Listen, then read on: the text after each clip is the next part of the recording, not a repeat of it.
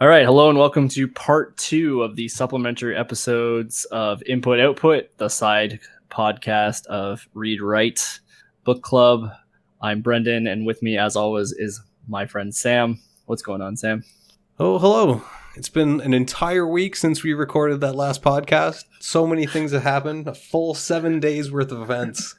That sounded so much like I didn't see you there. Oh, no. You're here too? Where did you come from? Oh, I just was recording my own voice, and suddenly this other voice came out of nowhere. Like I said, a whole entire week, definitely a full week since the last one.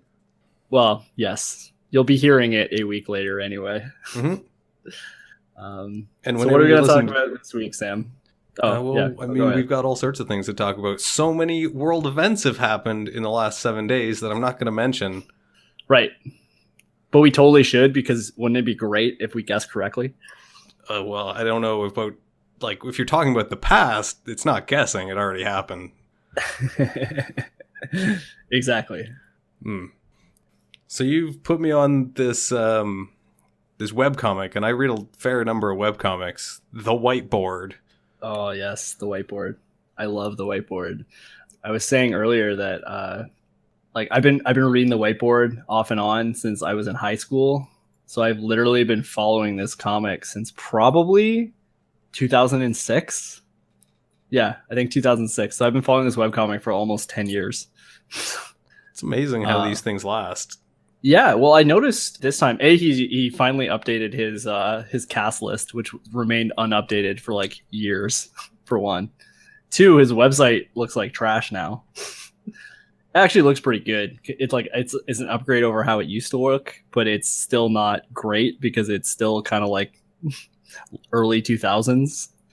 Yeah, it's a little janky. It's not pretty. Yeah. But it's not terrible. Sure. There are definitely worse websites. It's not the worst, for sure. Oh, if you want to see the worst website, go to the Art Attack website. It's amazing, or it was an amazing TV show, but oh my god, when you'll log onto this website and you will immediately close it. You can't help it. It's still a show, eh? They're still broadcasting. It's still going? Yeah, they have a new host though. Because Buchanan left to work. Neil Buchanan, the guy who basically designed, created and ran the show, was the host. He left to continue with his heavy metal band, Mercé, or whatever they're called. Yeah, just, by night or by day, you're arranging hockey jerseys to form a 10-meter tall hockey man that you make in, fast motion, and then by night you play heavy metal. Well, I mean, it's kind of funny because it's not something that we really think about, but he got his first hosting gig because he was in this band. How does that happen?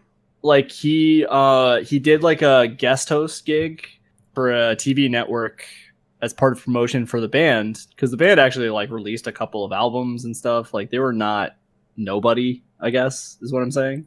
They had a label and stuff. They just weren't really popular. So he got this guest gig, and that guest gig led to another guest gig on a TV show where he met the guy who eventually helped him come up with the idea for Art Attack. That would have been an interesting room to be in. Yeah, totally. And it was really cool because if you should, I think everyone should. Anyone who's a fan of that show should really read a lot of the background stuff on it, because it's fascinating the way that how much control he wanted on the show and got because he created it. But he was the ideas guy. He came up with ideas. He came into the studio and had all these ideas, and he got his staff to test them all out and see if they worked. And if they did, then they bought stuff and they did things, and all the stuff that they had to do to make that show work. Apparently the lights in the studio were so hot that all the ink dried within minutes. That's pretty hot. Yeah, and then the paper was would start curling up if he didn't do things really quickly. That's gross. Yeah, and they had to pre-cut all of the cellophane so that it wouldn't melt. And get all misshapen. So there's just things like that where he had to that's why that show is so fast paced though, as well, because he's just he had to be fast. Yeah, you can't stand under those lights because you die of heat exhaustion. Yeah, well, and the studio's all white, right? Yeah. So during rehearsals, he had to wear sunglasses so he wouldn't get snow blindness. Oh man. Like just stuff like that, right? Where it's just like, oh my god, like the crazy things that they went through to make this show work. And it did. It worked. It was a great show. Everyone I've talked to who watched it as a kid was like, man, I love that show. Yeah, so many cool ideas came out of that. All the I think that show's relevant to me today. Like I will sit down and watch an episode of Art Attack on YouTube and be inspired and see all kinds of cool things that I think work as a creative person. Like it's fascinating to me. But I guess that's a lot of the ways that because this Art Attack was never broadcast in America, in like the US, right? So whenever I talk to a friend of mine from the US, they have no idea what I'm talking about. But all of them watch Bob Ross, right? Yeah. A thing that it wasn't as big a deal here. I was going to say, I think it was broadcast here, but it was not the same sort of deal here. It definitely wasn't. Yeah. Well, though it was also a little before our time, too. Because like Art Attack started broadcasting in 1990. So like it was kind of exactly when we were growing up, whereas Bob Ross was in the late 80s. Yeah. Bob Ross is still similar, but like tonally different because it's kind of moved in the opposite direction. It's super mellow. Yeah, but it's also about explicitly painting. Yeah. Whereas Art Attack is really about arts and crafts. Well, you know, in a way, the whole Art Attack thing is kind of almost a predecessor of the Twitch art streams because it was more or less just watching Bob Ross paint a painting and kind of hanging out with him. That's actually a super valid point, and probably why they broadcast Bob Ross on Twitch, because it's perfect for that. Because like, what's the difference? You're exactly right. You just don't get that interaction, but still. God, wouldn't it be cool if you could like broadcast Bob Ross on Twitch, but have someone in chat as like a Bob Ross impersonator? So it was like almost you had all gone back in time, and you could kind of talk to him during his painting. That's fascinating, actually. I do know that the Bob Ross show is actually licensed to Twitch, specifically for broadcast by the Bob Ross family. It's such a sensible fit. Like it really just, you can put it up there totally unmodified, and it makes sense. Yeah, it totally does. And like it's one of those things that like people watch that, and then they host creative streamers after they're done. Oh, that's great. Bob Ross would approve. Is he still alive? No, he's not. Okay. Which is probably the only reason why he's not a Twitch celebrity. I mean, he is a Twitch celebrity, but I meant like a living Twitch celebrity. Oh, he died in 1995? That's crazy. Yeah, he died a long time ago. So there was an interesting one that was happening the other day on the Bob Ross channel. I didn't get to watch it because it ended right when I found out about it, but it was two programmers trying to paint along with Bob Ross. Okay, that'd be pretty, like digitally paint or with actual paint? I don't know. I didn't get to watch it, but it just sounded hilarious because they're like, yeah, like two programmers with no art experience try and replicate Bob Ross. You know what? I feel like you could create something out of that just because of the way he was. Like he's very simple yet nuanced in the way that he talked about painting. Oh, I agree. I agree entirely. Like the way he's like, oh yeah, I'm just going to do this white highlight here.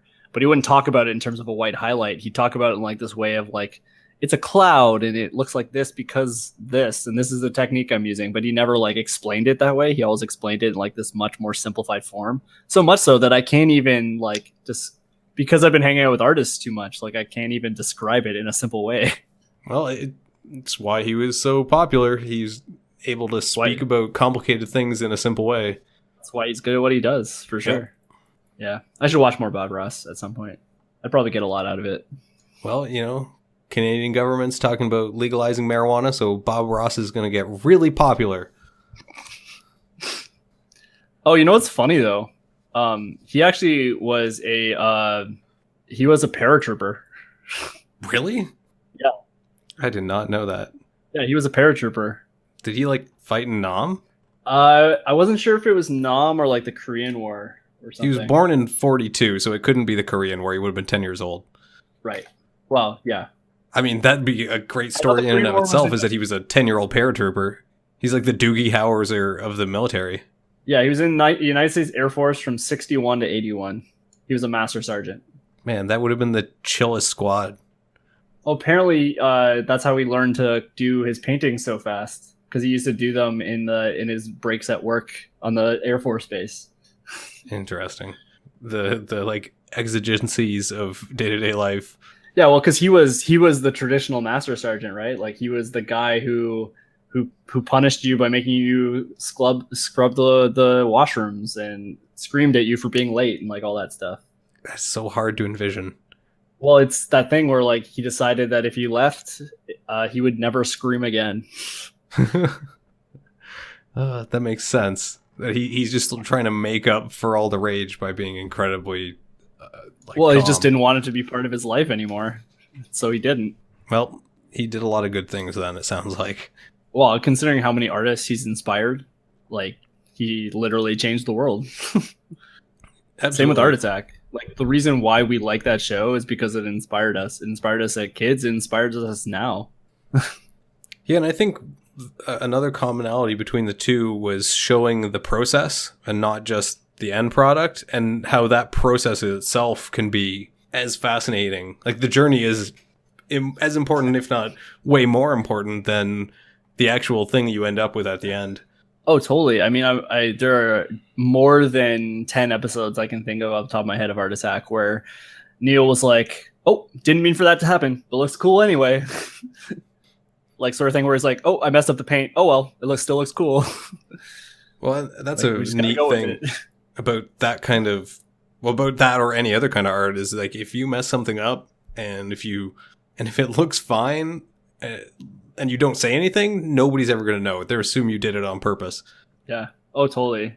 It's a thing that's kind of changed a lot with the advent of digital art, right? Where you actually have that undo button so you can do whatever needs to be done. Yeah. Whether that's a good or bad thing is entirely a matter of perspective. I think it's both, to be honest. I think it's a good thing because I think it allows you to be a lot more creative and less rigid because you can try things and it's not like a huge effort to redo it in the same way. That's true. I guess it allows for you to take risks that you would not otherwise want to if you only had a set amount of paint and so many. Yeah, but it's even just the amount of hours, right? Like if you drew like a face on a painting and you painted it in and were like, nah, I got to change this. In digital painting, you can just take that off the layer or remove that layer or whatever, like block it out and just redo it from scratch. In a painting, you can't do that. No. Like what's there is there. Exactly. Well, there are certain things like whiteout and stuff like that, but that can ruin a lot of the way that the painting interacts with itself. Like it sucks to have to do that. Yeah. Well, exactly. And it can compromise the appearance. It can compromise the canvas and interact with paint in ways that you don't want. Exactly. So there's a lot that you can do with that sort of thing. But I agree with you in that there's something experimental and final about working with that traditional medium where, what's on the page is what's on the page and you just got to make it work. It's part of why when I'm writing things, or a lot of the time when I'm writing first drafts or taking notes for things, I do it by hand, just pen on paper. Because sometimes the stuff I write, because I can't, like I could go back and scratch it out, but maybe I don't want to do that and like wreck a big chunk of the page. I end up with things structured in a way that I wouldn't normally. I know exactly what you mean. I hate scratching things out on a page. It's just so annoying. Oh, it's awful. I mean, it looks bad and it feels bad. Yeah. Feels bad, man. It does. I hate that. Yeah. I think the physical process of writing helps a lot too. Oh, tremendously. Like I've said to you that I write a lot of notes for like the book club books. And what's really interesting is I don't really refer back to them that much, but it's the act of writing it that helps me remember it. It's almost a reinforcement. I agree with that entirely. I think writing it down really helps you remember it. But also, I was reading this awesome article, and I know I sort of told you about this before, but I was reading this awesome article by Anthony Johnson, sorry, there's no H, who's this really awesome writer who wrote this comic called Wasteland, which I really, really like. But he's probably more famous for writing the game Dead Space. Like he was the head writer on Dead Space and the Dead Space like comic spinoffs and stuff. As well as writing the graphic novel that the new Charlize Theron movie Atomic Blonde is based on. That sounds like it'd be interesting. Yeah, that book, like that movie's gonna be great. By the way, if I haven't raved about it enough, it's gonna be amazing. No, you've never mentioned it before. Certainly not constantly. Yeah. So he has a bunch of articles on his website about writing comics specifically, but about writing in general. Because he's primarily a comic book writer by definition. I don't think he's really written much prose. Interesting. But he's done a lot of game work as well. But yeah. Sorry, continue. I imagine writing for a game is much more similar to writing for a film than it would be to a comic. I mean, I disagree. You think so? Yeah, I do. In what sense? Well, A, I think they're very similar in general. And B, I actually think comic book writing lends itself a little bit better than film writing because there's a lot of pauses in between the story elements. That's and true. What I mean by that is, for those who aren't necessarily understanding my connection there, in game writing, you got to leave space for gameplay. So it's not a continuous narrative all of the time. And I think that lends itself really well to sort of comics in which, when you flip the page and they're in a new location, that's your gameplay. Like you can have gameplay there that really works. And in between the panels, that sort of like elapsed time. And I also think that comics and film is a very similar process of writing a medium, like a very similar medium in terms of writing it, not so much in terms of making it, but there's stuff to keep in mind for both, I guess. Yeah, I can definitely see the connection between like a comic book and a movie storyboard being virtually one and the same. Almost identical. Like I know, having seen a bunch of behind the scenes stuff for The Matrix, they basically made a comic book of that movie and then filmed it. Well, that makes a lot of sense actually, because the Wachowskis were very much into that sort of comic book aesthetic. Yeah, well, and it's one of the few instances that I've seen where every single panel that they had for their storyboard was a shot in the movie. You know what other one that did really well with that was the Terminator. The original Terminator? Terminator 2 specifically.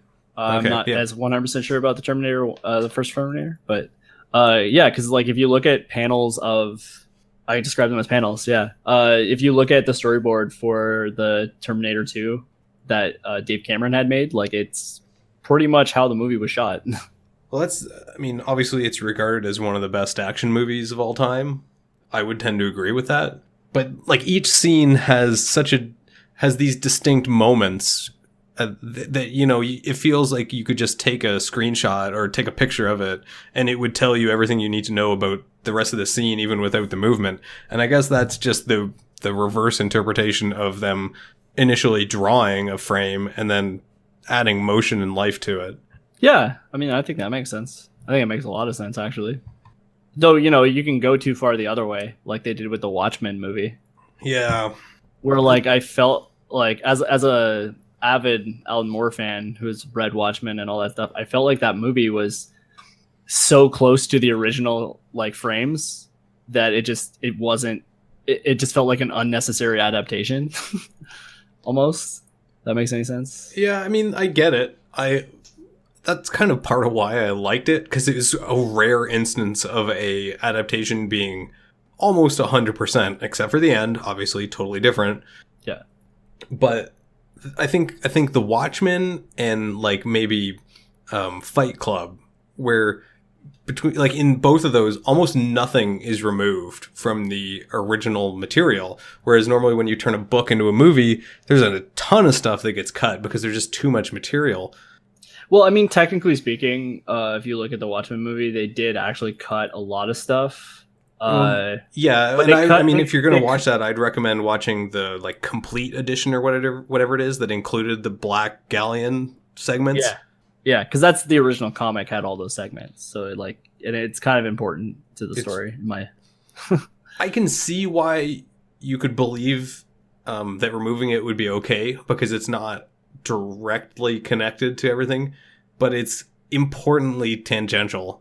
Yeah, I agree. I think you can take it out without really affecting the way that the story is told. but I think it really informs the reader of a lot of things, so it's worth keeping in. Yeah, it's the subconscious to the main movie's conscious mind. Yeah. I like I haven't actually seen the version that they did, the adaptation, because I was just kind of so done with the Watchmen movie. But I should actually go back and watch that at some point. It's good with both versions. But I like that they did it like animated. Yeah, and it's a simple animation. Like, there's not a lot of frames of movement there. It feels like you're watching a comic book, like more of an animatic than an animation. So how do you feel about motion comics? Have you seen a motion comic? I don't think I've ever watched a motion comic. Or read, depending on, I don't know, what verb you want to apply there. You technically, it would be watched. Because I'm a big fan of certain types of motion comics. I've seen... I don't super like the ones that are basically just the comic panels, like morphed. Though those are cool. I'm a big fan of like stuff like God Killer. I don't know if you ever heard me talk about God Killer before, but God Killer is like literally like a storyboard animated into a movie. That sounds interesting. It's fantastic. There's just real dark. It's real dark. All kinds of stuff. It's got like the lead singer of AFI like does a voice acting role in it, and like just all kinds of weirdness. Sorry, continue with what you were gonna ask me. Like, I was gonna say it just has very few frames of animation. I would say it has more frames of animation than like your traditional like Marvel motion comic, for example, because a lot of that is just manipulation of the comic panels themselves. But it's very static, yeah. Like it's like, have you ever seen the old like Marvel cartoons from like the 50s? Oh yeah, you're talking about like that really old Spider-Man movie, for example. Yeah, you know how they have that like style of animation where like he'll be in one position talking, and then his arm will move in like one full movement. Like you skip all those motion frames, like it snaps sort of thing. Yeah, I know what you mean. Like where they clearly layered this extra animation on top of a flat panel. Yeah, right? Like, so that's kind of the style of God Killer, where it's got like kind of those snaps and weird sort of static imagey movements, but it does really well with that. I don't know. I really like it. I think it's worth a watch. That sounds really interesting. It's just because it's so unique, right? Like there's not really anything else out there like it.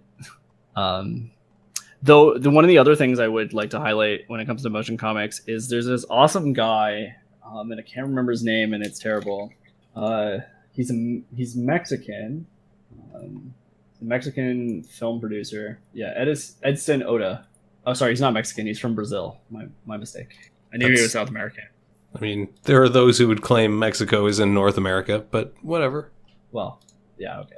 And they would be correct. Central America. Okay, anyway, so sorry. What did this guy do?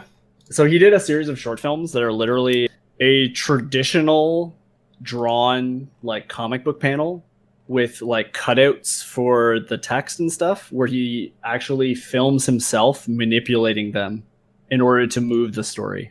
That's kind of cool. It's super cool. There's this part where like a fire starts, so he like lights the panel on fire. Like just all kinds of really neat like cinematic style effects. The story's pretty cool. The story isn't what really makes that sort of style important, because it's a very jarring style. Like you're going to be pulled out of the story like a lot because of the physical movements, but it's very intellectually stimulating. I think that's a neat idea of breaking the fourth wall. Yeah, it's like almost like a stop motion. Yeah, in this weird way. And those videos are available on Edson Oda's Vimeo, so you can just go and watch them. Oh, Vimeo. So weird that still exists. But it's totally changed from the YouTube clone that it started out as. Yeah, I was going to say, like, Vimeo nowadays is a place where you put your professional video portfolio. Like, that's what it's for. It's for short films. It's for animation. Well, and corporate training videos. I suppose there's some of those too. There's a lot of those. Yeah, but yeah, it's a company like place now in a way that it didn't used to be. Yeah, I like it. I like what it does. I used to watch this. It was a Mystery Science Theater 3000 kind of show or stream, or YouTube style videos that was people commenting over weird 80s animes because they couldn't post it on YouTube because it included copyrighted content, but Vimeo didn't care at the time. So they put it was like Vimeo Anime Club or something like that. Okay. I can't remember. It was a Chip Cheesem General Ironicus joint. I'm pretty sure it's gone. Chip Cheesem back in the day. Yeah. Oh, the ancient Cheesem before he hit the big time with Volition. Before he was the Czar, the stream czar. Yeah. Stream czar Cheesem. All hail. All hail. Yeah. So anyway, all of this to go back to how much I love Whiteboard. The Whiteboard. Which is a furry paintball comic. Paintball? It's about paintball. I guess I just haven't read enough of it yet to get that. Oh no, you're right. He's got a paintball gun. Yeah, it's about paintball. That's weird. Yeah, it's equally weird because I'm not into paintball in the slightest. Yeah, paintball. Half the time when I'm reading it, I gotta look up the stuff they're talking about because I don't know what they're talking about. Is it like deep paintball lore? There's like, they reference at least one paintball celebrity that I just don't know about. But just like types of guns, for example, like if you don't know what like an autococker is, or like I am a child. Yes you are. It doesn't help that like all paintball guns were named by 13-year-olds. Like, I can only like imagine the Reaper and like stuff like that. I don't know. It seems interesting. Oh, you know what? Speaking of paintball, I was watching a tested video yesterday. No, sorry, a week ago yesterday. Yeah. And it was Adam Savage on the set of The Expanse, and they were showing off how they do some of the gunfire effects. And they have these... Oh, cool. Yeah, it was really neat. So they have paintball guns that fire special paintballs, and they're an acrylic shell filled with zirconium and I think it was rock salt, so that when it hits a surface, a hard surface, the shell breaks and grinds against the zirconium and causes it to spark. So it looks like they're shooting an actual bullet at a wall, and you're getting that like ricochet spark. It was one of the neatest. But it doesn't have to look like super like a bullet because it's a sci-fi. It looks exactly like the bullet hitting it is exactly what you would imagine a bullet hitting a metal or concrete surface would look like, or what it looks like in movies normally when they use those little caps. I was gonna say, because I know what a bullet looks like hitting a concrete surface, and it's nothing like what they show in the movies. No, absolutely not. It's completely different, but it looks like what it looks like in a movie. And the real advantage of the way that they did it here is that you can do it with the actual actors and crew on set, because you're not blowing anything up. Right. There's just this like fine powder that kind of sparks like a tiny cap gun cap. Yeah, and I don't like using. I find blanks so fake looking. Like it just doesn't work for me. It's like coffee cups. I hate coffee cups. I also hate coffee cups, but for entirely different reasons. Coffee cups in films are like one of my biggest pet peeves about filmmaking. Because you can instantly tell when a character picks up a coffee cup and it's empty and they're pretending to drink it.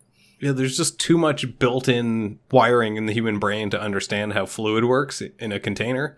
Yeah, it just, like, you'll see them pick it up, and at first you might not notice, but eventually when they hand it to somebody or when they do something with it, you'll see that they hold it in such a way that it's super light, or like it's just they move it in a way that the liquid inside would definitely slosh.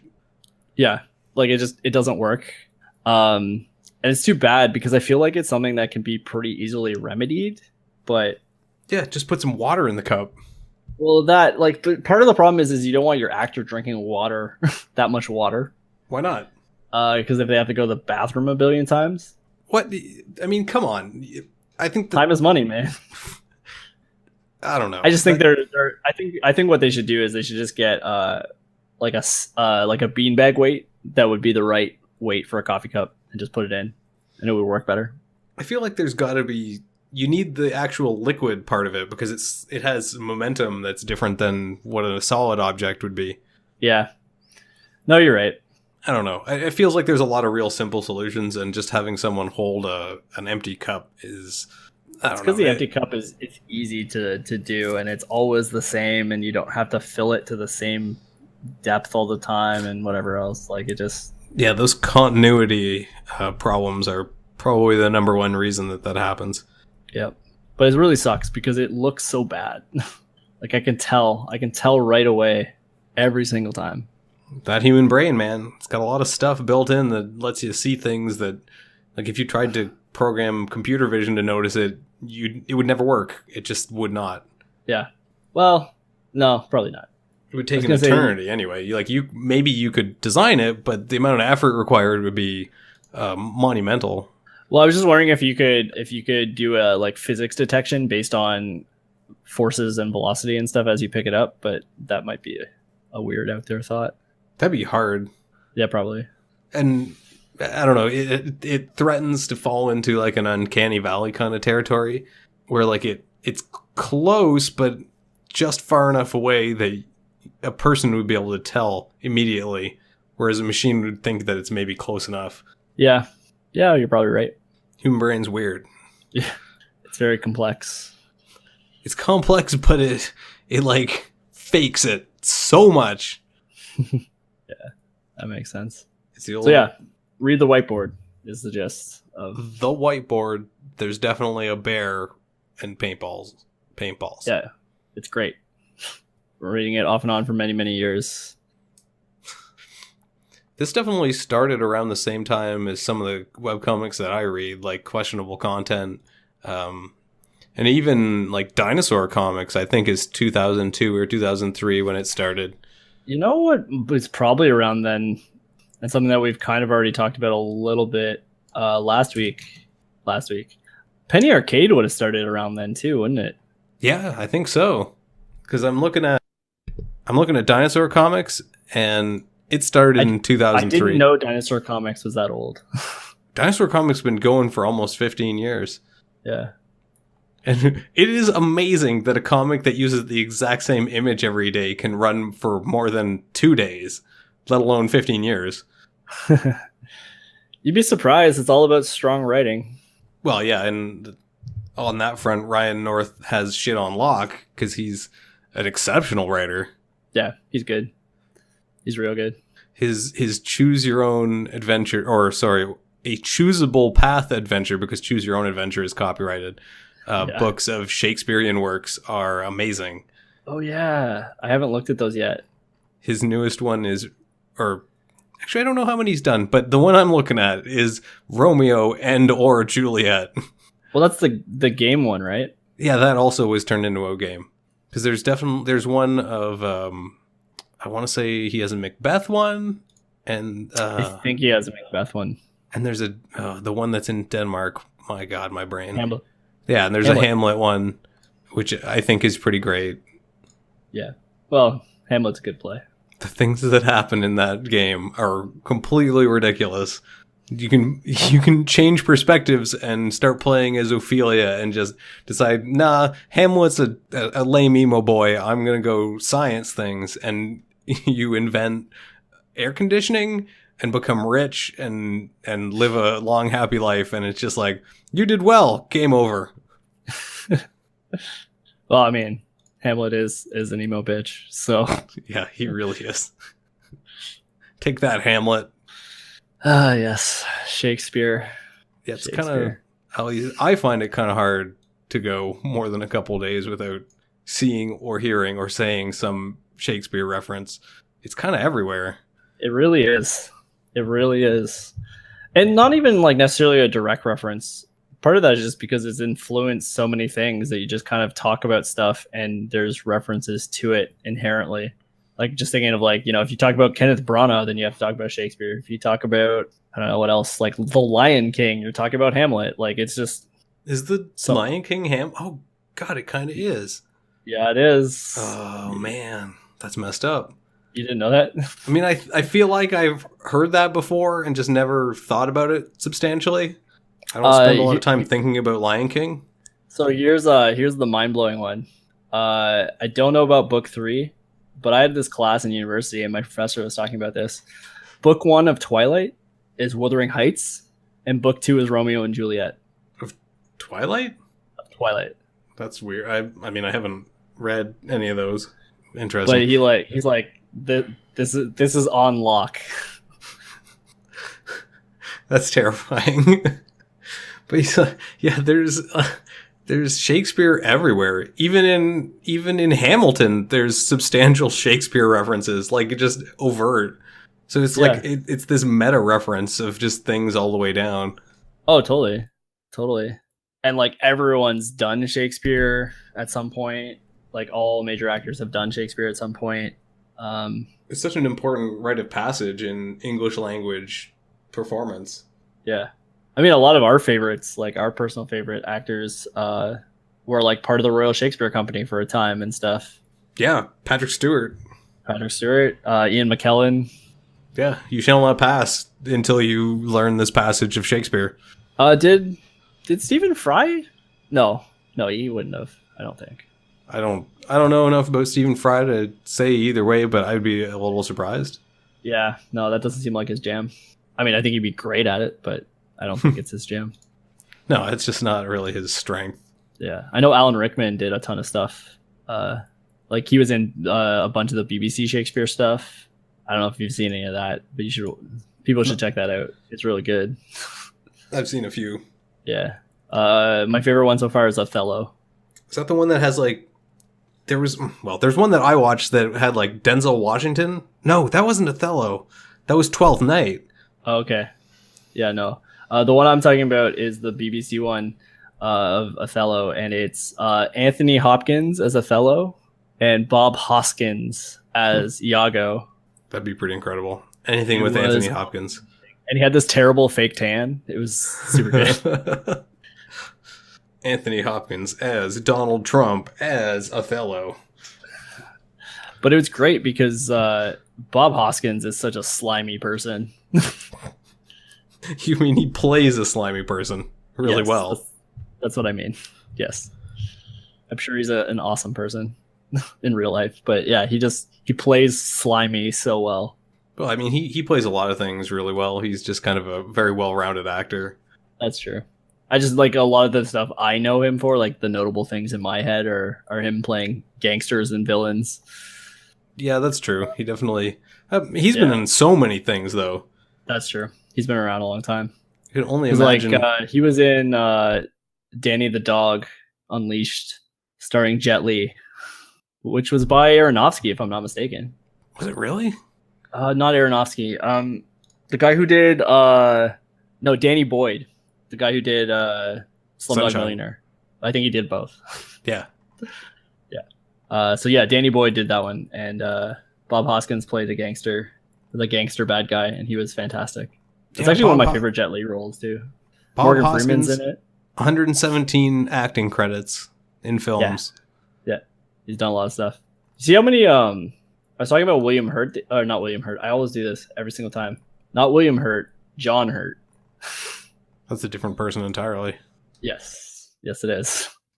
John Hurt has been in, I think, 170 something over his career. IMDb says 205. Yeah. That's a lot of acting. Yep.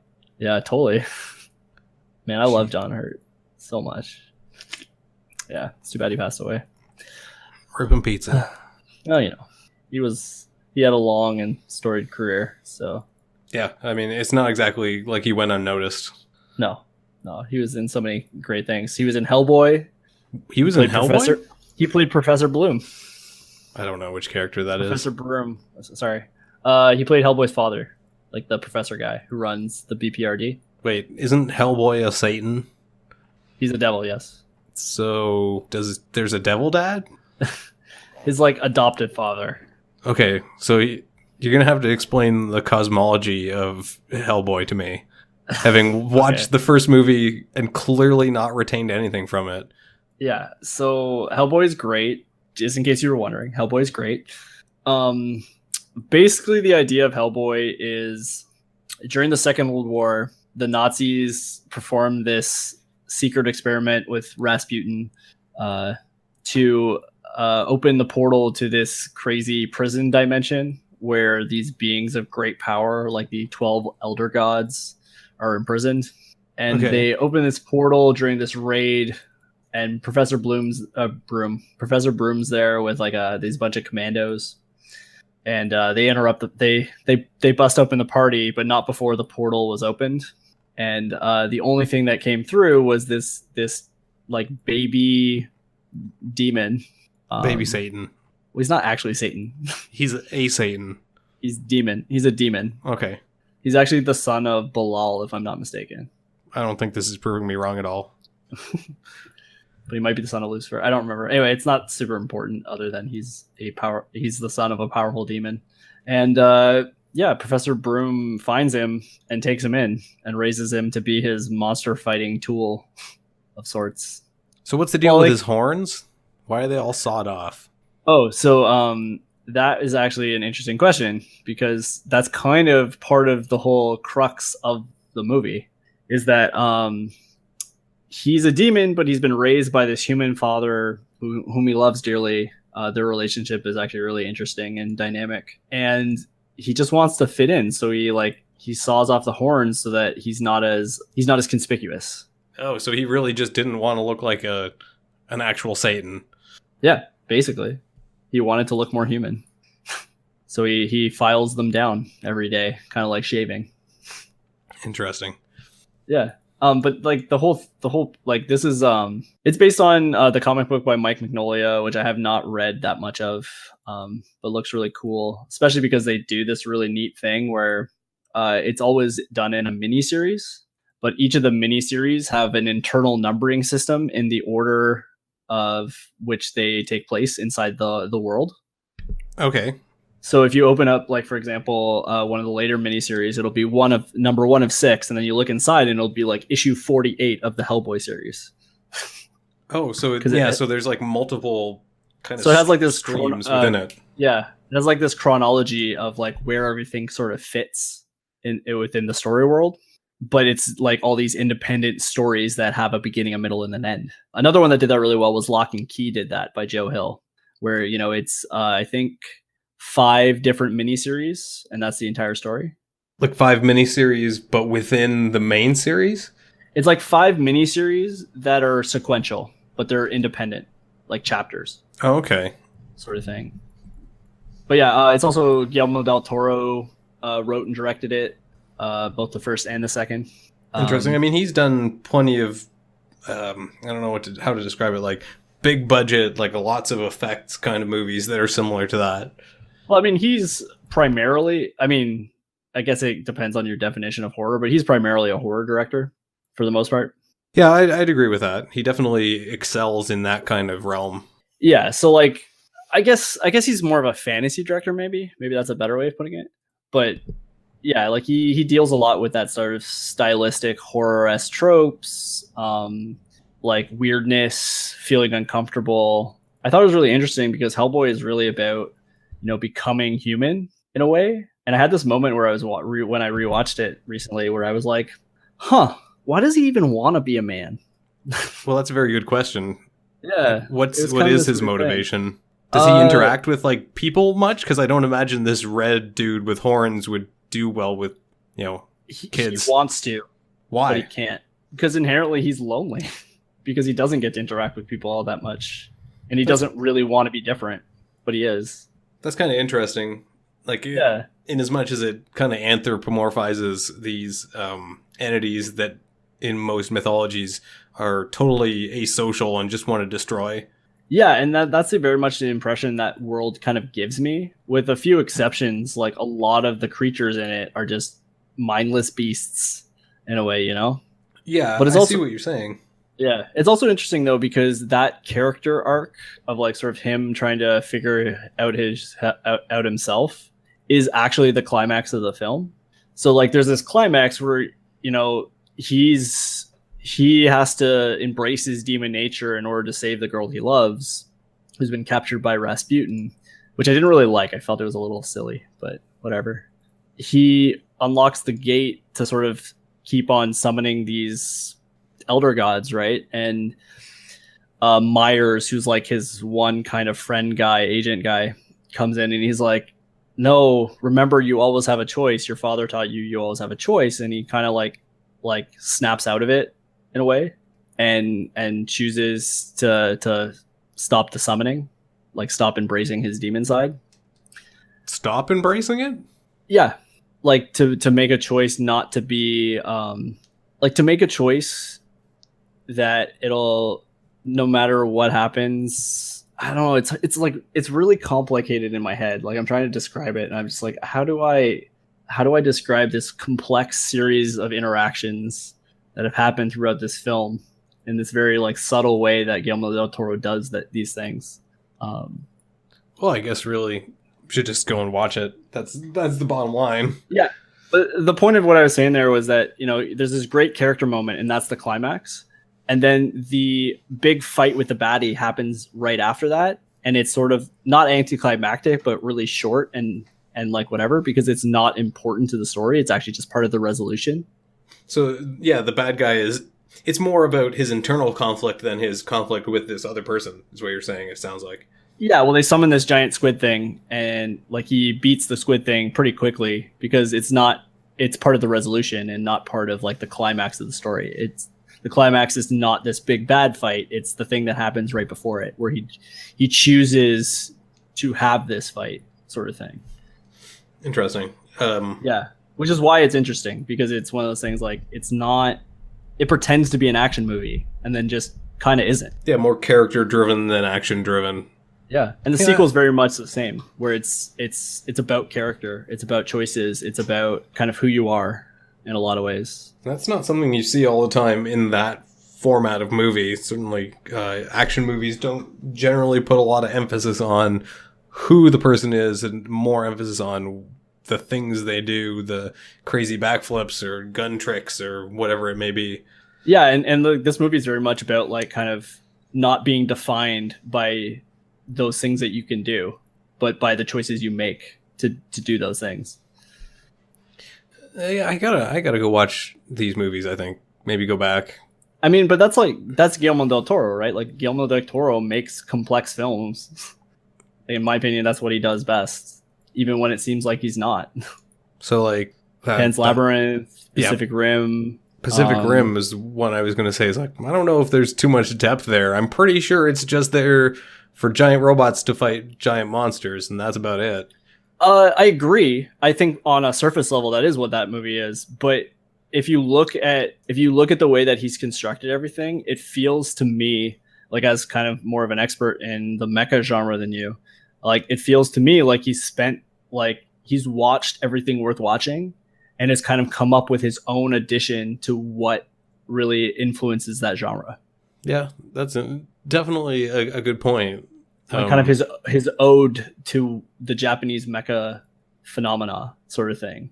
Yeah, no, I see that. Right, like that's what I get out of that movie, and part of it is also just how subtly he does things. Like I agree with you that there's not a ton going on the surface level, but it's how he informs you of what's going on subtly, so much that you don't realize he's informing you of all these very, very detailed things. You mean like that the people in charge of that program are ridiculous because they don't just use this sword that cuts the monsters in half? They got to use these ridiculous guns and cannons and stuff. No, I was thinking more of like the way he switches scenes and how he shows you parts of the story without having to really show you parts of the story, and like stuff like that. Yeah, again, I think I got to go back and watch it to have a more informed opinion. Yeah. It's one of those things that I feel like it's a movie that really gets dismissed as being a sci-fi action flick. And it is. It totally is. That's what Guillermo del Toro does. He makes entertaining movies. But it's about how he tells the story in like all these little subtle ways that really...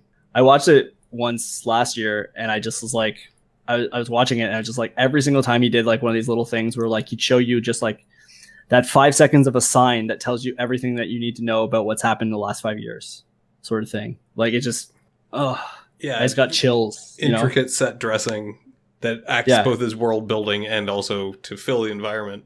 Yeah, just like things like that. Just like those little subtle detail elements that inform you about everything that's going on without having to like explicitly tell you everything that's going on. Yeah, that's definitely something that he's got a strength for. Yeah. I haven't watched his latest movie yet, though, and I really want to. What's the newest Guillermo? I think the newest movie is that one with Loki and Jessica Chastain about the guy who lives on like this house, like at the top of this mountain thing.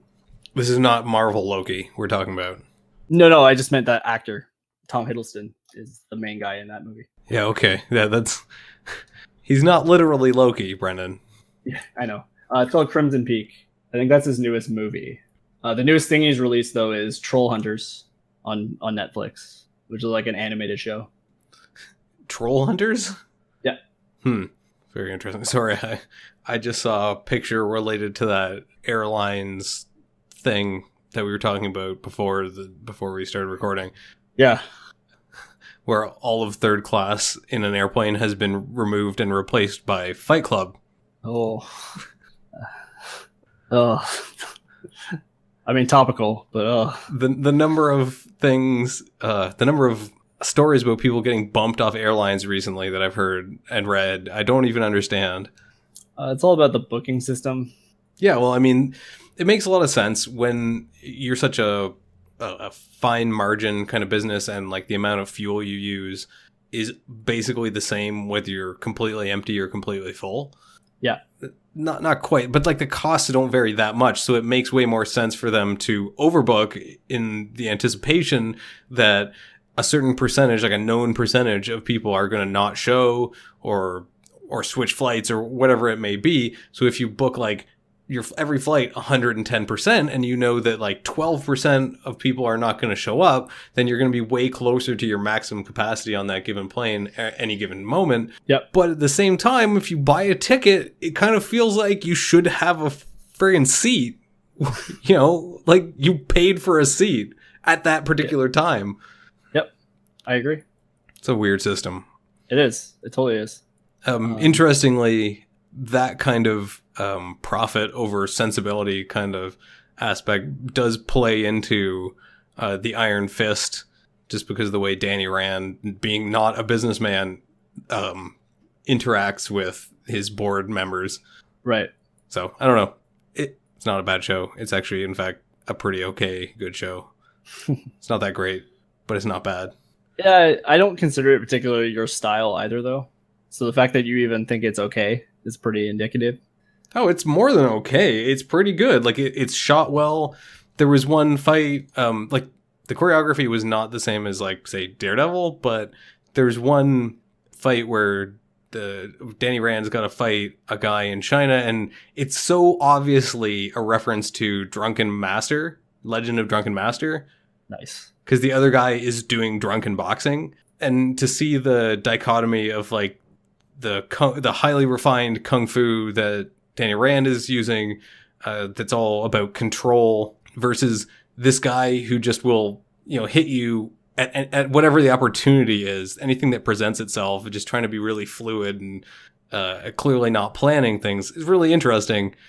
Yeah, you know. Yeah, I can see that. It's interesting to note, though, that I have to confirm this, but I've heard it from a couple of sources where they're saying that the guy playing Danny Rand did not know anything about martial arts, whereas I'm pretty sure the guy who played Daredevil did martial arts.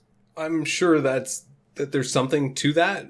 I mean, the martial arts that are involved in the Iron Fist are a lot more elaborate looking than the more boxing, fist fighting kind of style that was going on in Daredevil. Yeah, but it's interesting to note that the more elaborate looking it looks, the less real it probably is in terms of martial arts. Absolutely. I believe that. Because they're using those like elaborate shots and elaborate camera angles and like all kinds of stuff to and fast cuts to hide the improper movement of the actor. Yeah, well, whereas I mean, they're both aiming for a different aesthetic. Yeah, but I just know like that's a known thing. There was a great video by Jackie Chan on that. But the way the editing is done? Yeah, but the way editing is in martial arts films, because he's also directs, right? And he does his own choreography and stuff. Yeah. And about how like real martial arts films, like ones where the actors are actually doing martial arts and all that, will show you the full motion of a blow And in fact, when they cut, they tend to cut a little bit further back. So instead of showing you, like, it's a bit easier in a video to show you in a video, but like if you do a full arm extension, like you pull back, right, to do like a swinging haymaker and you do a full arm extension, what they'll do is they'll cut back to like right before the fist is thrown. So you get that more of the motion. You almost see it twice. So it's like a doubling. Yeah, it's like a doubling, which wouldn't normally work, but it's because the brain is like wants to see that full motion. Like it really works well. Okay, I can see that. That makes a lot of sense. Yeah, so like real martial arts films, like especially the things that like Jackie Chan has worked on and stuff, just because I know that he made this video and he was talking explicitly about it, where, you know, the more impact you show and the more static the camera is, the more real the action sequences are. Well, and I think that's why that hallway fight in Daredevil is so iconic, because the camera just sits and like the fight occurs in front of it, but not necessarily in the space or in the view of that camera. Like it very naturally flows from room to room and into the hall and up and down. Oh yeah, totally. And the part of why that works is just because, you know, they had to do that in one take or like close to it because there wasn't really any space to cut. No, and I think that's kind of a big part. I don't think they actually did in one take. I think they did it in two. Yeah. But it's like real close. There's at least one moment where no one's in frame and you could kind of stop and reset. Yeah. Which is probably intentional. Yeah. Whoever choreographed that, they put a lot of thought into it. Yeah, no, totally. I mean, that scene might be a little overdone, but it's good. Know. If you went back and watched it, I think you'd change your mind. That it feels pretty understated. Times, I think. But yeah, no, I get what you're saying. I feel like it's necessary. I feel like it really pulls a lot of the stuff together. Yeah, it really pulls the room together. So I think that's going to be it for us for this week, guys. Thanks for tuning in. Next week, we will be doing the regular Read Write broadcast as scheduled. We'll be continuing with the Dispossessed, joined by my good friend Lucas. Is there anything else we needed to talk about before we go, Sam? I don't think so. I think all the big news will come if we need to make it in the next Read Write episode. So Stay tuned for that. Obviously, keep checking my blog for any updates on that, which is Burial at Sea, which is the letter C, not the ocean. And of course, both our Twitter for updates and up to the minute facts on our stuff. And I am at MC Pepper Pockets. And I am at Freak Lab Mishap. Tune in next week. Same bat time, same bat channel. All right. Bat bye. Bye.